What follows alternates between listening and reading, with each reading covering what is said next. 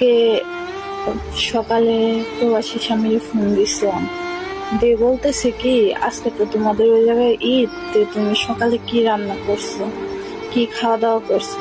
সে আমার বলতেছে কি সকালে পায়েস খাইছি, খিচুড়ি রান্না করছি।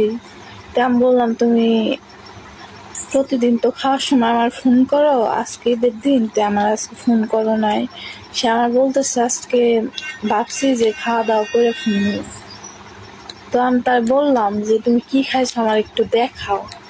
সে আমার বললো আমি খাওয়া দাওয়া করছি, যে পরে দেখাবো নি। আমি বললাম না আমার এখনই দেখাও।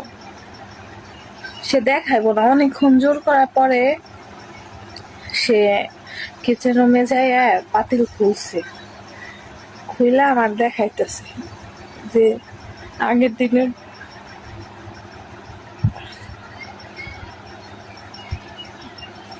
আগের দিনের পান্তা ভাত আর বাসি তরকারি সে রান্না করতেছে। আমি তার দিকে তাকিয়ে বলতেছি কি তুমি তো কিছু রান্না করো নাই। সে আবার বলতেছে যে ডিউটি থেকে মাত্র আসলাম, এখন রান্না করুন তারপরে খাবো। আমি বললাম এখন তো রাত 9টা বাজে, তোমার ওই জায়গায় তুমি রান্না করবে কখন আর খাইবে কখন। সে আমার বলতেছে যে এরই খাই না শুয়ে পড়ি, সকালে উঠে আবার রান্না করবি। আর তাদের ফ্যামিলির মানুষ এমন করে ঈদ পালন করতেছে মনে হইতেছে কি কারো বিয়ে হইতেছে।